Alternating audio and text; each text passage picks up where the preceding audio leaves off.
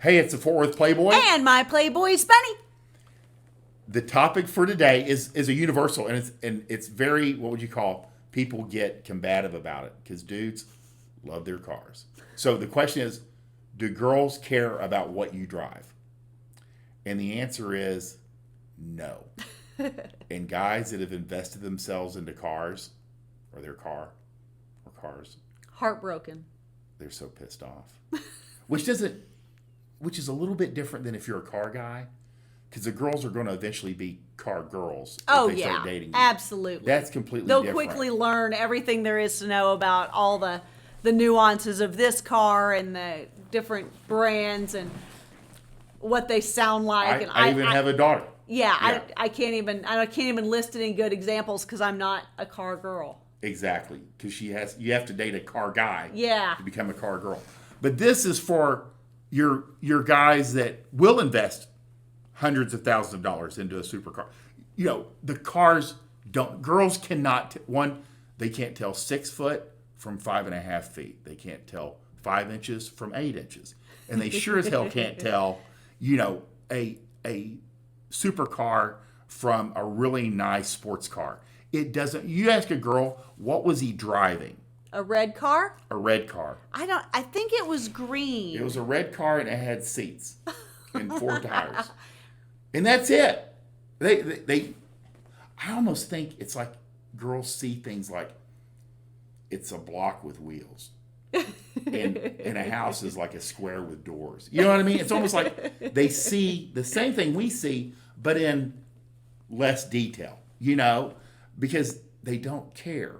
Girls are notoriously bad at judging vehicles. So you can put a Honda minivan in front of her. In fact, we have a client. He has a supercar. And he used to take it out for first dates as a flex. Uh-huh. He said he needed the confidence. Yeah. And then one day, just by happenstance, he was driving his dad's like 92 Honda Civic, which is a complete beater, and went out on a date and nailed the girl in the car.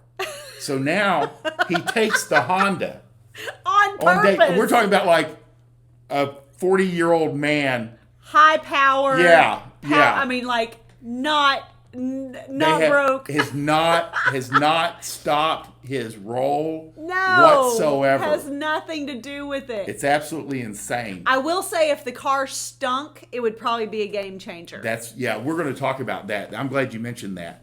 Okay, so they do not fucking care.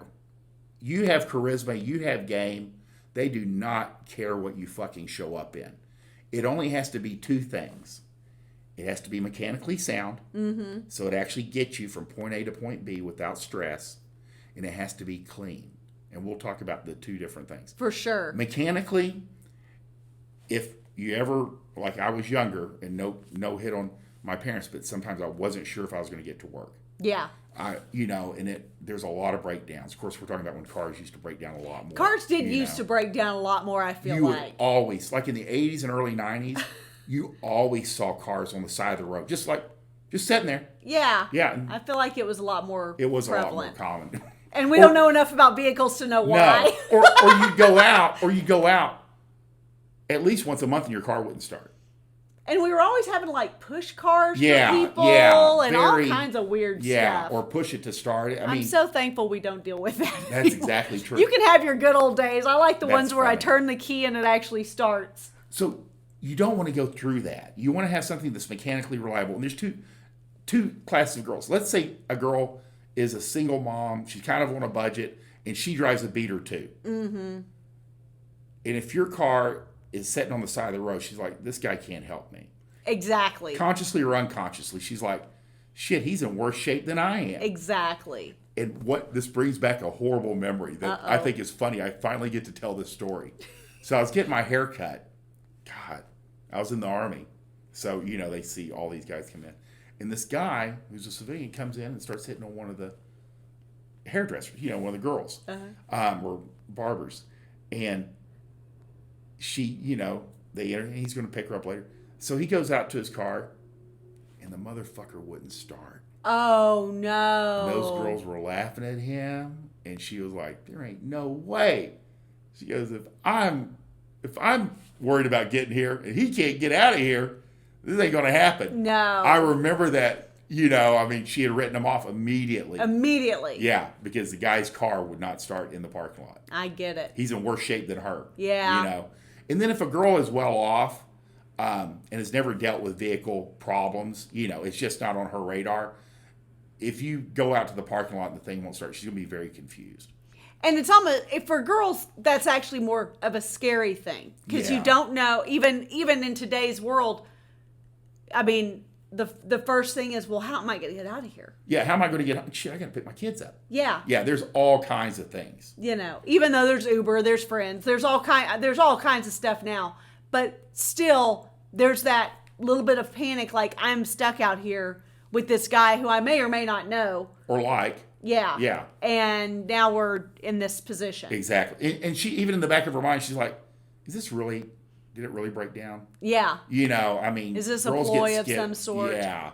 So you want a car that's mechanically sound at a minimum. Second thing, it needs to be clean. And Buddy mentioned the most important thing. The cleanliness is on a sliding scale. It is. For men. But it can't smell. Yeah. If it smells good and it's marginally clean, it's going to be great. Yeah. But it cannot. You got to go under the seat. You got to get those protein shakers that rolled under there 6 months ago. Man. You knucklehead. And clean them out. Yeah. You don't smell it anymore. But anybody else, your mom gets in the car, she's like, Jesus Christ. Yeah. You know, I mean. True. Or your sister. You know. Guys won't even smell it because they're guys. And their car smells the same way. Yeah. You know. So make sure you have enough time to get the smell out. And make no mistake, we're not suggesting that her car is clean. No, it has nothing to do with this equation. So make sure it doesn't smell. It's clean. Wash it. Because if you wash your car, it'll help with your confidence. Well, and what is it you always say? A lot of people don't necessarily want a new car. They just want a clean car. Exactly. That's car salesmen say that all the time. They're like, they know. Yeah. So they don't let the person see their car cleaned up. Yeah. You know? Yeah. But your confidence matters too. If you pull up in a dirty car, it may not consciously bother you, but it's under there. You know, you're like, shit, this thing looks like shit.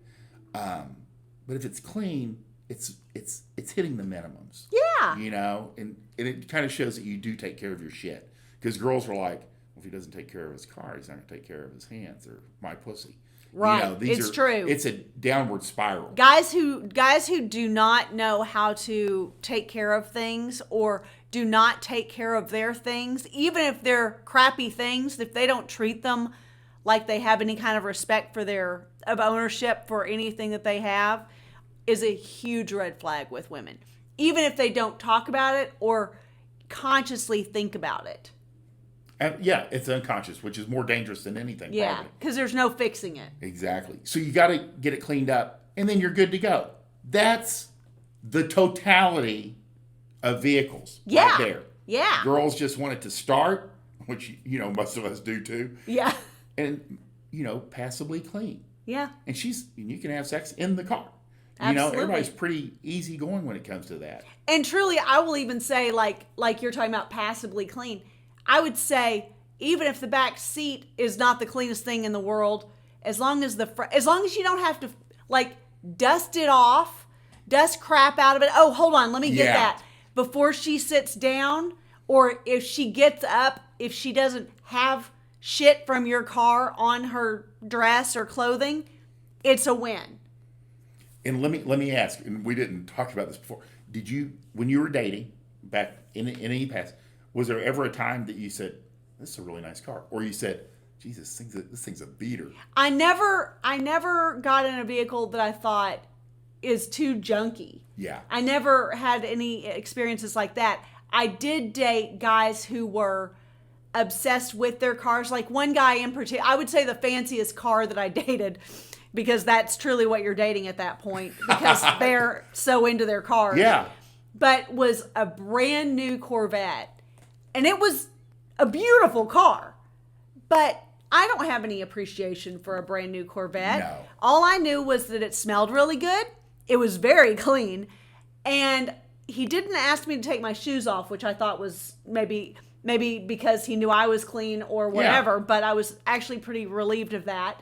But I just remember thinking how incredibly slow we were driving. And I guess just because it's like so low to the ground, I don't know. But I was just like, my God, are we ever going to get where we're going? Because everywhere we're going, it felt like he was going about 20 miles an hour. Funny. That's funny. My memory of this car. That's great. And a Corvette in Texas 10 years ago, or is basically like a Ferrari is now. I mean, it's absolutely. That you never saw supercars until like the last 10 years. Before that, a Corvette was the highest end sports car you could see. And he was my age, so he was even better. It was more of a flex. That's awesome. But that's good. It was pretty funny. And ironically enough, he no longer drives. Now he drives a Harley Davidson everywhere. But he was like a family friend guy. Like, I don't think we ever seriously dated. But that is even when I see him on Facebook with his fat wife, I'm like, like I tell you guys all the time, everybody knows where the guys are that they've dated in the past, whether they let you know or not. Yeah, we talked about that. But every time I see him, I think of just how incredibly slow we were driving. That's funny. In that very clean car. That is awesome. It was a black car. What was it? It was a black car. A black Corvette. That he drove really slow in. That he probably saved for 10 years for. That is awesome. If you guys like this podcast, you like the information, please like, subscribe, hit the notification button. And there's also newsletters, links for Bunny's newsletter if you want to get a little bit more in-depth into what we talk about. And my newsletter link is below. And we look forward to seeing you guys on the other side. We sure do. We want you to win. Bye!